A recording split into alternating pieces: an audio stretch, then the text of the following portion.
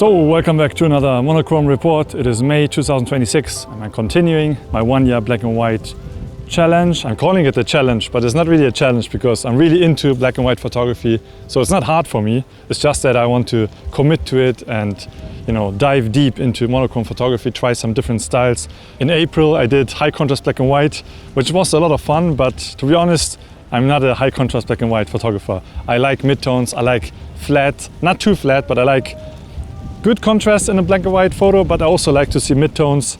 I don't want to crush my highlights all the time. So I think for May, I want to do low contrast black and white, high dynamic range black and white, a little bit like Mark Steinmetz.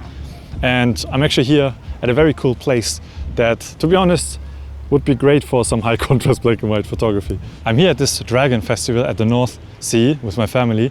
It's an event where people bring a bunch of balloons. As you can see, the sky is full with balloons, very cool. And this is an event that is visually very interesting because you have all these colorful figures in the sky, but I'm taking pictures here in black and white. So yeah, let's see what May will bring. My daughter is about to get birthed, probably end of this month. So it will be very interesting, exciting times. I'm going back to my family now, and yeah, I'll catch you later.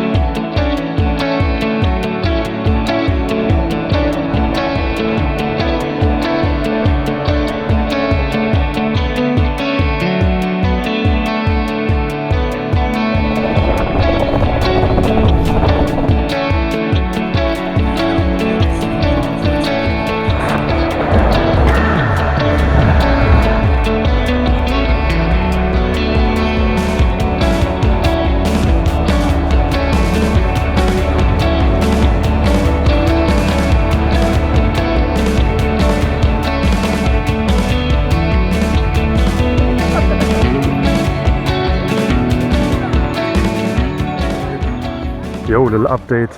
I'm with my family here doing a family day at this forest where you can walk barefoot.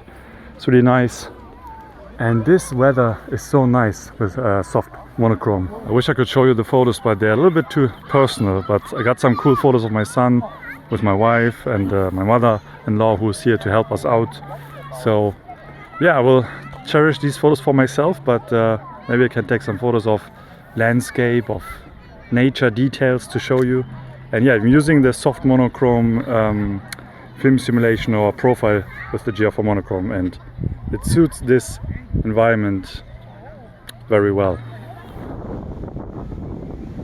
All right, welcome back. Another Monochrome Report update. It is May 23. I have David here with me who's helping me film, but to be honest, we only have been chatting and drinking and chilling, not really taking photos.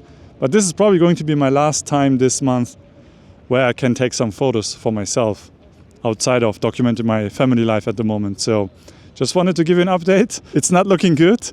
Hopefully I can take some more photos today. In terms of my approach, nothing has changed. I'm still going for low contrast black and white. And it's not hard, but it's also not easy. It's I don't know, it's a weird challenge for me. I don't know if I have learned anything, so to be continued.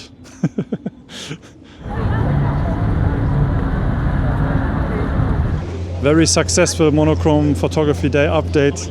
I didn't take any more photos except 2, which are totally shit, and I'm not going to show you those photos. No, Dave and I, we were just talking about how to even approach with soft monochrome or soft low contrast monochrome in mind. It's hard because there isn't really something specific that I'm looking for. I think I have to look for. I think I need to do more research. I didn't do any preparation. So let's head back to the office and look at some photo books, and let me come back after I did some researching. Let's go. And researching I did. So welcome to my garden and welcome to this section of the Monochrome Report where I talk about photography books that I have in my collection. And I talk about some photographers I researched online, but honestly it was really hard to find a photographer that is mainly known for a low contrast aesthetic. A lot of monochrome photographers, for example, they shoot film and then the film stock looks low contrast, but it's not a defining element of their work. So I had to do some researching and also ask AI to suggest me some photographers, which was a total disaster. It got a lot of photographers wrong because I searched specifically for low contrast monochrome photographers. And what did it give me? A few color suggestions like Soul Lighter, for example. I mean, most of the people who watch this channel hopefully are aware of this, but you can't fully trust AI at this moment, and hopefully we will never just rely on AI. But let's go back to the topic, and I already feel so much more motivated because I feel like I'm more informed. I know what to look for and also know what to appreciate more, where this medium or this aesthetic, reducing the contrast, can help me visualize this appreciation of this thing that I want to talk about. So I have a few books here that I took from my bookshelf. I want to start off with this book here, which is called Skinning Grove by Killip, British photographer. And I don't know much about him, to be honest, and I missed a very big retrospective of his. And this particular project is about a village in Skinning Grove, which is in northeast of England. And he photographed this place like 30 years before he went back. And this is the time where he went back to this place. So these are images from 1982 to 1984. And I'm going to read you a few passages from the introduction just to get an idea of this place while I show you some photos here. Like a lot of tight-knit fishing communities, it could be hostile to strangers, especially one with a camera. The place had a definite edge and it took time for this stranger to be tolerated. I last photographed in Skinning Grove in 1984 and didn't return for 30 years. When I did, I was shocked by how it changed, as only one boat was still fishing. For me, Skinning Grove's sense of purpose was bound up in its collective obsession with the sea.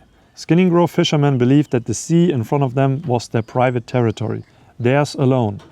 Without the competitive energy that came from fishing, the place seemed like a pale reflection of its former self. When you're photographing, you're caught up in the moment, trying to deal as best as you can with what's in front of you. At that moment, you're not thinking that a photograph is also inevitably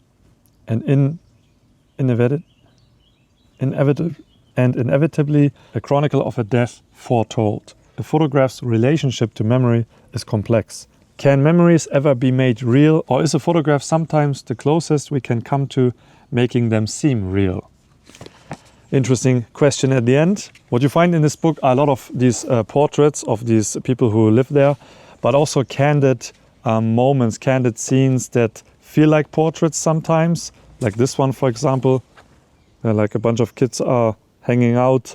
And aesthetically, I wouldn't say his photography can be considered very low contrast because there are some very deep blacks as well.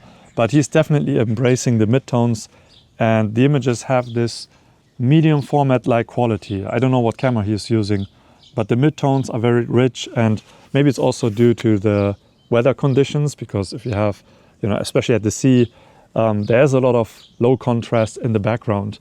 But these images, for example, they have this calmness to them, which I always associate with lower contrast monochrome photography, but it could also be just the environment. But the light is often very flat. There are very few images where you can see harsh sunlight.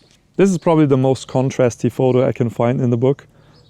Definitely has some harsh light, but it still has a more flat feeling than the photographers I looked into last time when we did the high contrast black and white theme. Really beautiful documentary photography, very candid, even though there are some portraits.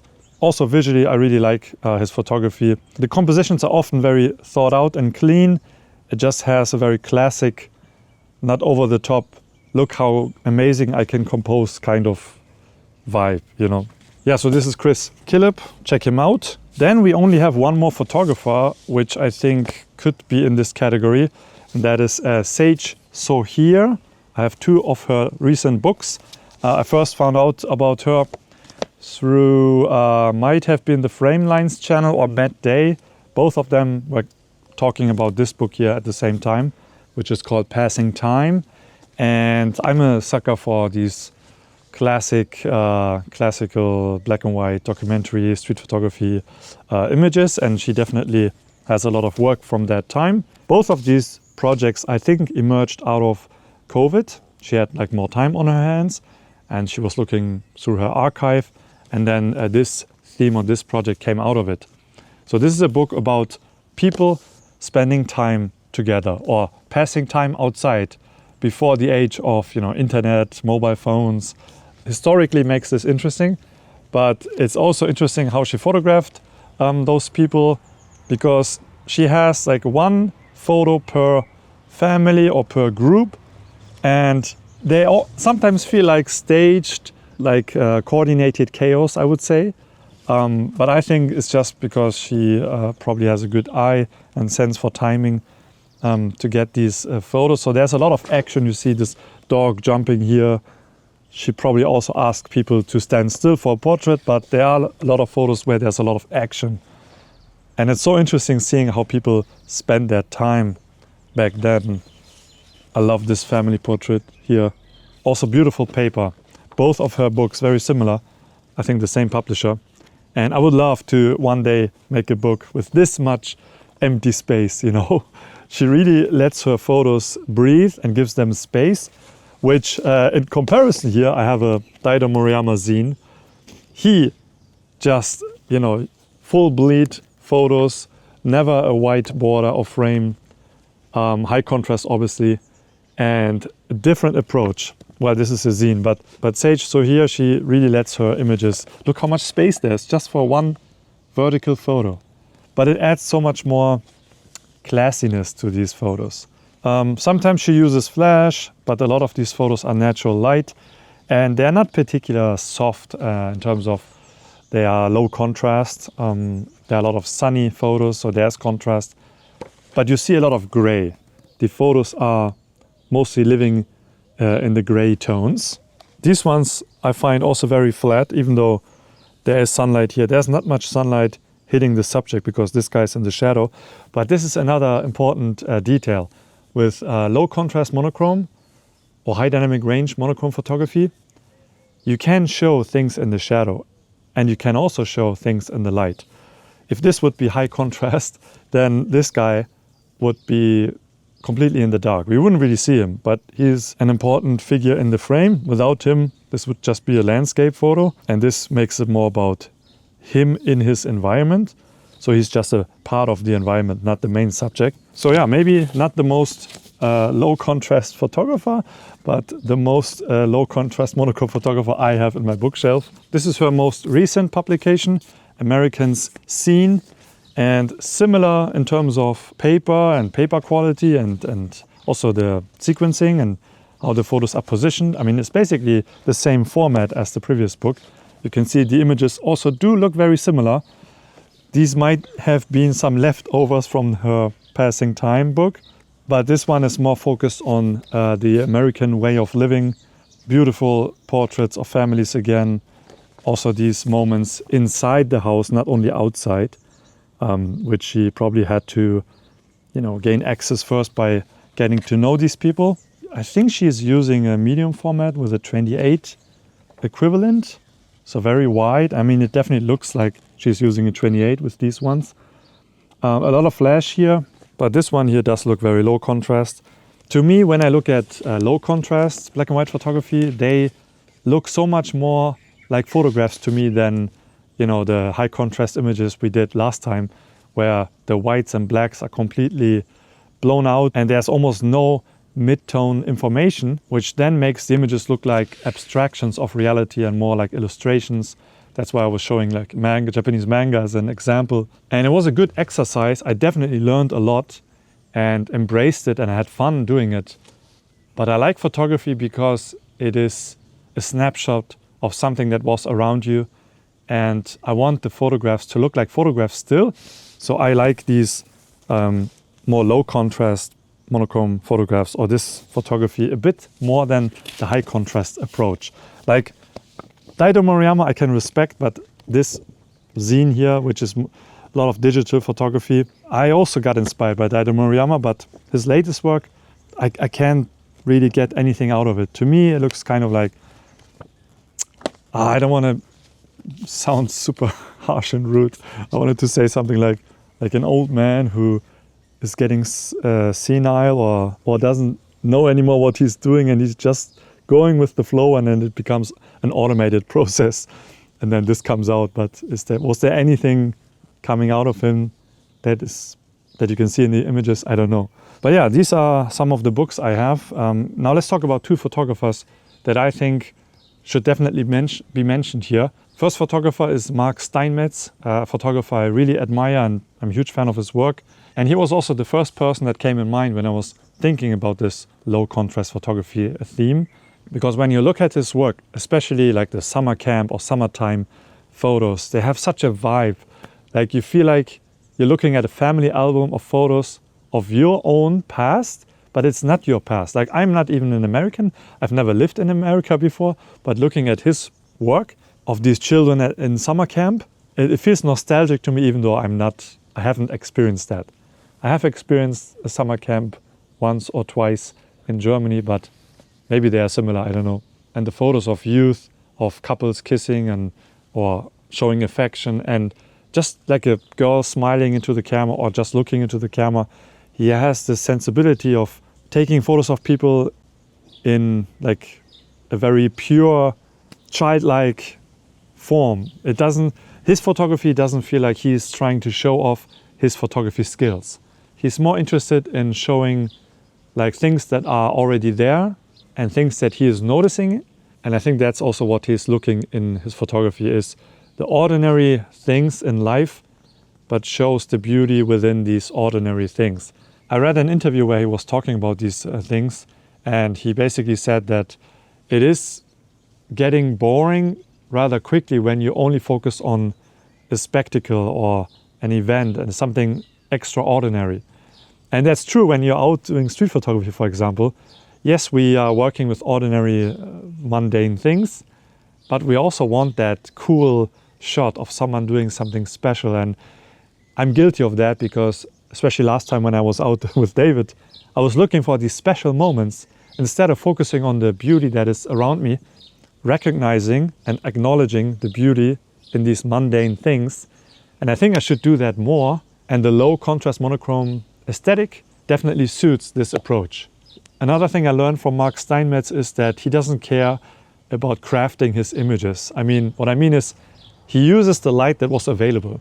Oftentimes his subjects are in the shadow, but ideally you would want them in the light or have like some three-dimensionality because they are touched by the light and have this edge light maybe. Or you physically move around so that you position yourself at a position where the light hits more dramatically onto your subject.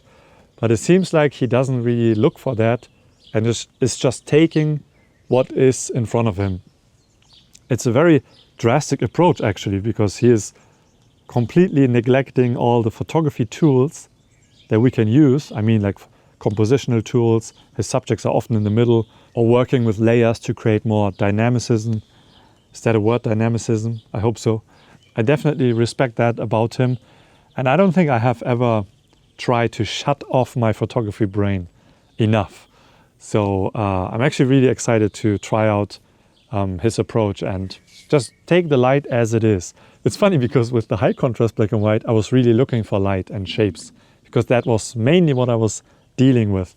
Now that I have all this dynamic range available, why not focus on photographing what's in front of me and trying to find the beauty within wherever I am at this moment.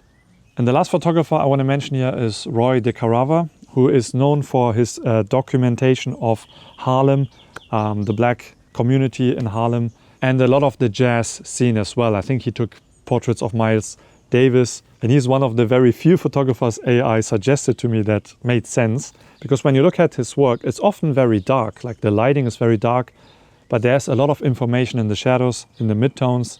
And sometimes the subjects have contrast because it's a backlit situation or scene, or because he's taking photos of jazz musicians inside these dark bars. And now I'm speculating, but I think that his low contrast approach also helps document people with darker skin, because when you have high contrast as your aesthetic, when you take photos of people with darker skin, they become more contrasty, right? And therefore they get a harsher look to them. And because he focused on the black community and ordinary people, not only musicians and stars, but ordinary people, he also wanted to show that they are also just people, ordinary people living ordinary lives. And I think the low contrast aesthetic suits his images because it shows an unaffected, meaning there's no affection in terms of look how sprinkly, beautiful or edgy I can make these photos look. It feels very honest and raw because there isn't a lot of visual manipulation, I would say. I don't know, I'm speculating here. But that's the sense I get when I look at his photos. So definitely a photographer to check out to get some inspiration for this low contrast aesthetic. I also really like the jazz musician photographs or the concert photographs I like because he doesn't seem to correct the exposure so that you see the musicians. He's leaning into the environment and how the environment was lit on that night or that day. So yeah, definitely a photographer I wanted to include here.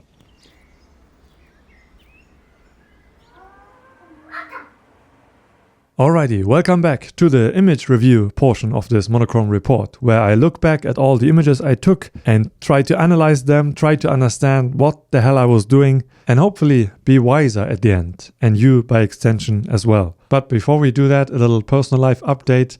No, my daughter has not been born yet. I mean, by the time you're watching this, maybe. But on this day, on June 4, it was the due date. She did not come out because we went to the hospital and we thought that they would initiate the birth. We were told that they might have to do that because maybe the baby is too big. But it turns out everything is fine, the weight is fine, and we can actually wait and just wait for her to come out naturally. So to be continued. Okay, let's look at the May photos or the selection I chose. It was very challenging to find images to show here because, as I said in the beginning of this report, most of the photos I took in May were very personal and intimate. Photos of my son, my mother, my mother-in-law, us, so family life. And I don't feel comfortable sharing that online. You might also be curious why I decided to blur out my son's face whenever I show him online. When I used to share street photography with children in it online without any problem. When it comes to that, I have changed my mind or my approach because I believe, or I really think that in the future, photography is going to be dead online. It's going to be dead online. And that's because of AI. AI will totally destroy photography online, which sucks. But I see it this way. And also what you have to know is the more tools we get in the future, the easier it will be to find your own image online. And I know there are already tools like that out there. So I just don't want to risk it. And for myself, I have decided that I will not compromise what I want to take photos of when it comes to book publications, physical media, and even photos of my son. I will show him in my books. That's not a problem for me. Also, my wife is fine with it because then it's a complete artwork. It's like one project. It's limited. It's not out in the public. I mean, it kind of is if I sell the books, but you know what I mean? It is not searchable. And also you might have noticed that I don't really take that many photos of people on the street anymore because I don't think in Germany that's something that has a future.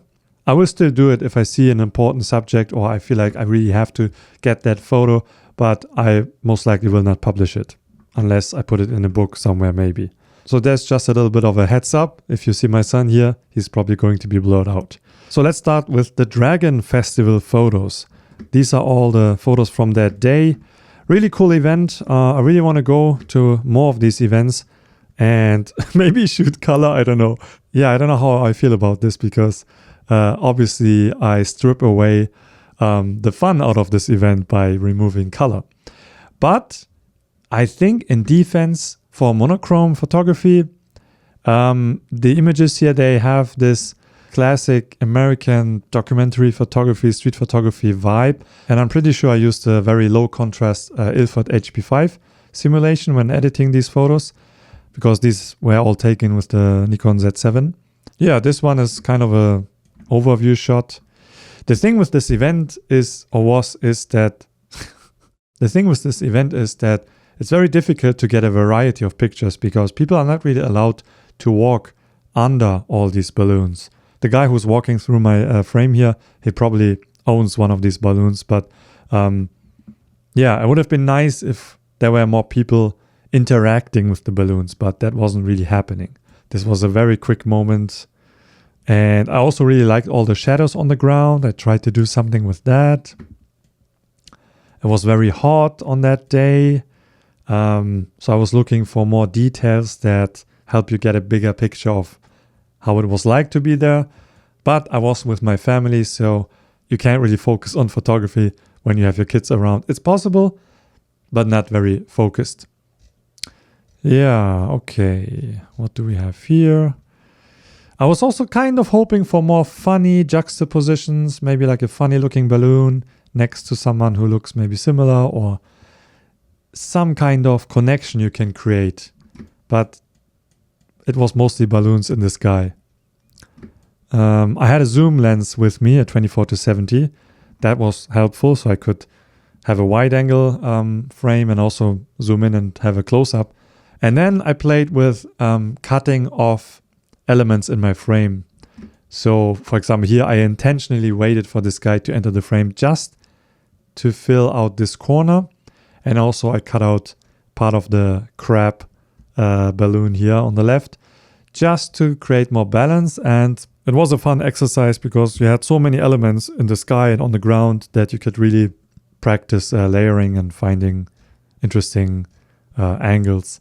Like here, putting these two in the front, cutting them off, and then, I don't know, I think overall, if you zoom out, it just adds a little bit of depth. I mean, you all know what layering is. You can also overdo it. And I like when it's not perfect. A lot of people are really good at layering in street photography. They create these compositions, like Alex Webb is always an inspiration for everyone who does layering.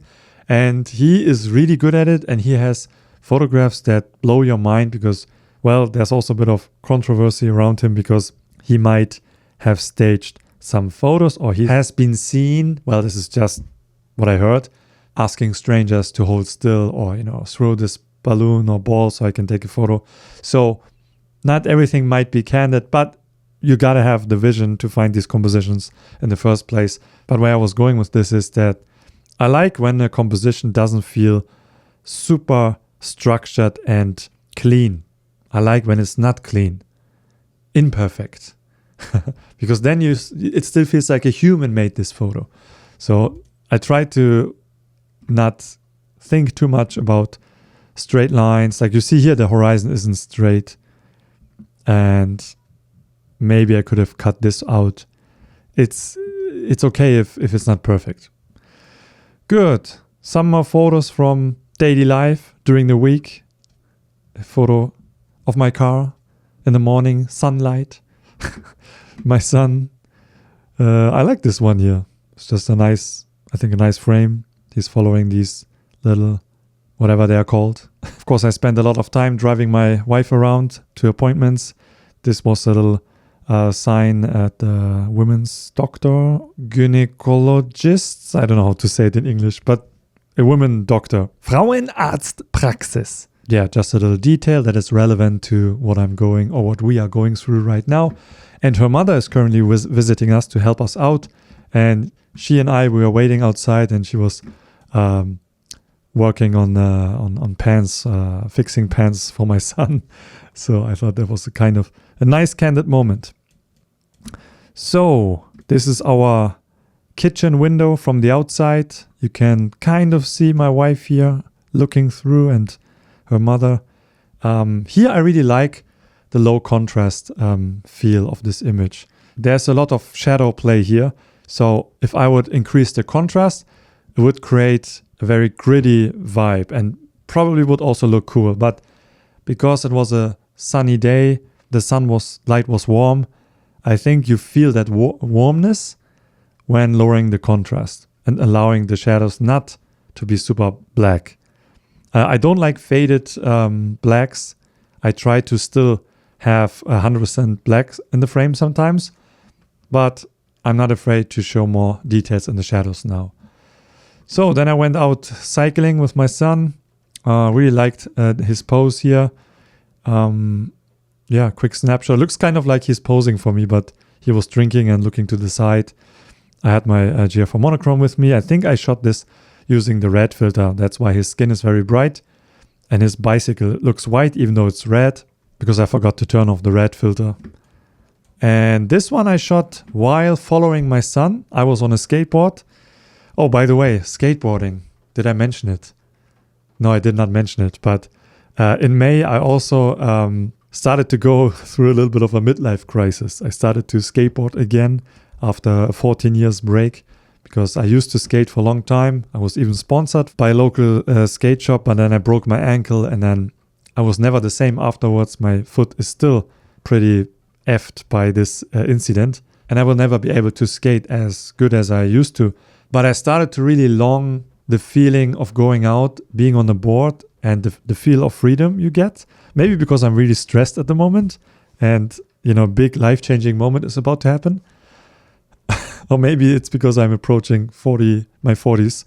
I just want to feel alive again. And I went skating a few times. I bought a completely new skateboard and really went in slow and made sure not to hurt myself and be careful. And also because I want to bring my son to the skate park in the future and then skate together. That's kind of the dream. So I'm preparing for that. So here I was following him on my skateboard, which I had some cruiser wheels on so I can follow him faster. I like how flat this is, but I also like that it's low key. And I didn't edit this photo much, but you see that there is some sun hitting the crops here, but the rest is in the shadow of the cloud. And one thing I noticed when editing these files, because these are GR4 monochrome files, and sorry to always bring up the GR4 monochrome, but it is the main camera I use this year. But it teaches me a lot about monochrome sensors. Because in the beginning, you don't really see that much of a difference. But I know for a fact, if I would have shot this on a regular color sensor, and I know this because I also used my GS3X in May.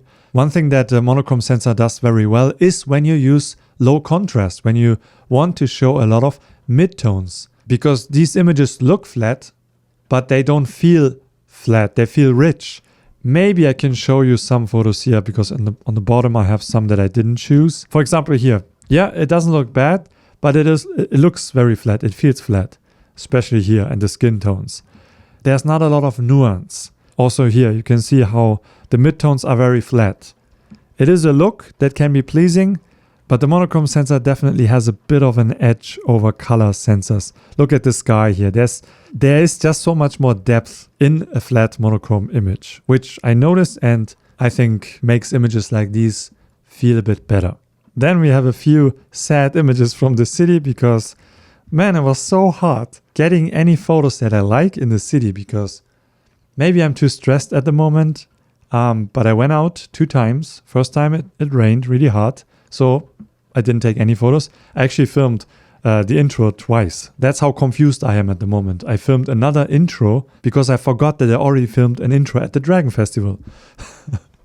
So this is from my only day where I was in the city to take photos. Let's start here. Just a guy sitting on a bench at a table. The sun is coming down from a 90-degree angle from the top, which is light I usually avoid. But because I lower the contrast, it makes this more bearable.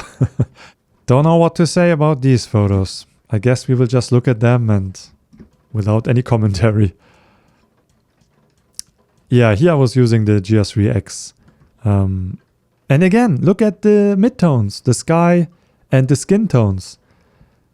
It is different looking. That's why I really can't wait for the GR4X monochrome. I hope this comes out soon. No comments. Let's move on. So, last batch of photos.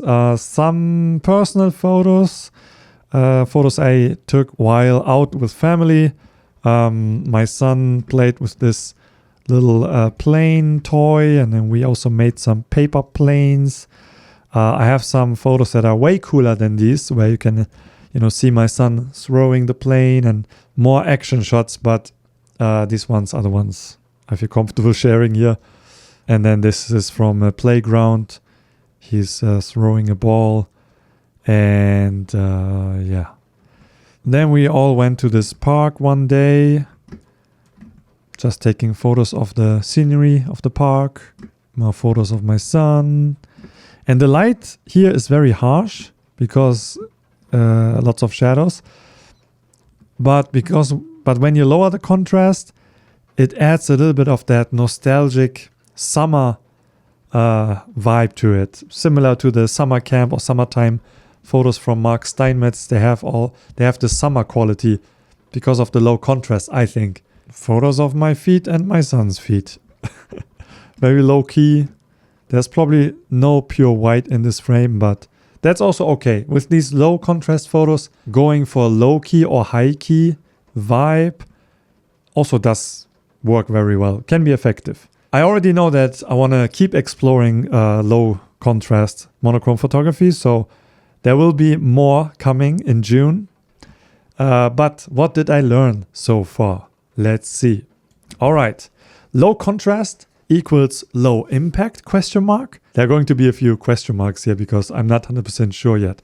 But what I mean by that is that by lowering the contrast, you also lower the impact the image can make. With the high contrast photos we did in April, even something simple like a white line on the street can be really intense because you have that high contrast intensity. And if you don't have that, it's a little harder to create photos that impact you. Low contrast equals more calm feeling images, question mark. In the beginning, that is what I thought low contrast monochrome photography is going to be good at, is creating a calm feeling. And I think it definitely, like the aesthetic of low contrast monochrome photography definitely suits subjects that already are calm in their nature. But I have to explore this a bit more. It's not hard, but it's also not easy.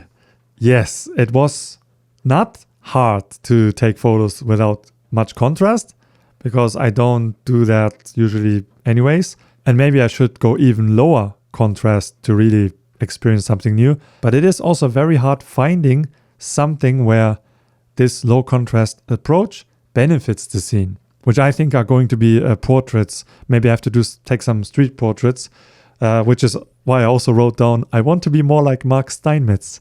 Yeah, I really need to explore his approach more. So in June, so this month, I really want to go out and find these beautiful, subtle moments, maybe even take some portraits. And maybe I know a photographer I want to contact for that because he takes some beautiful low contrast monochrome street portraits. And he's already a friend of mine, and I'm sure he's going to be down. And he's a Mark Steinmetz fan, so if you're watching, you know that I'm talking about you. That is something that does make me excited to continue this approach. Sunny days look good with low contrast. Nostalgic. Yeah, I think I briefly touched on that. Again, when I see low contrast monochrome photography, it feels old, outdated, classic, timeless. It just reminds me of these American landscapes and American photography. And maybe because I also have some monochrome childhood photos. And when I remember childhood moments, like I have this very vivid memory of waking up half asleep in my bed, looking at the curtain, seeing shadow figures that come from leaves and branches outside of the window, and then seeing this play of shadow on the curtains. They were giving me these extremely vivid dreams. And they were all a monochrome because the curtain was white and the shadows were black. So I remember that. I still remember that. It made me feel a certain way. I don't know, maybe that memory became a core memory that shaped my visual preferences in the future. I don't know. Okay, converting color files into low contrast monochrome shows the limited tonal range a color sensor has. Yeah, I already talked about this and I can't say any more to that other than just use a monochrome sensor camera for a while and then you will notice these things. And maybe today I was able to demonstrate it also, but I never thought that it makes a big difference. But once you use it and see it when you're editing photos, there is definitely something different. Low contrast black and white photographs don't look good when they are small. What I mean by that is that when I look at the previews or the thumbnails of my photos, they're all low contrast. We can actually do that right now. Let me zoom out. So if you see this thumbnails here from these photos here, for example, there's no photo except this one maybe that stands out. They're all kind of flat looking. You can't really see distinctive shapes because there's no contrast. And you need contrast to see shapes. Like look at this image here, this photo. It's really clear what this is, or it is very black and white. So it is much harder, in my opinion, or this one here. Look how it jumps to you. It's much harder to do that with low contrast photography. Like this one here, you don't even know that there are people in this frame. You can't really tell. So that's one thing that might be a downside of low contrast photography, unless you don't care about how your photos look on Instagram or on your phone and you prioritize printing or publishing books. Then I think low contrast monochrome photography looks even better than high contrast monochrome photography, because you have more information. It's just a richer image, in my opinion. And then what I also noticed was that when I was looking at the back of my LCD screen while composing my images, I had a soft monochrome filter always on so that I can preview my photos in monochrome. But because the preview was already low contrast, it made it hard judging my composition properly and quickly compose. It was way easier with high contrast black and white. So when it comes to preferences for cameras with shooting low contrast black and white, maybe a viewfinder or a big screen is preferable. But then what also surprised me, and maybe you saw this coming, is that doing this low contrast monochrome photography approach, and because Mark Steinmetz prefers film over digital because of how light is rendered, and I agree, how light renders on film is totally different than how light renders on digital. And even though a monochrome sensor, I think, can reproduce a bit of that, it's still not the same. So I am contemplating if I should start shooting film again, because light will look more beautiful then.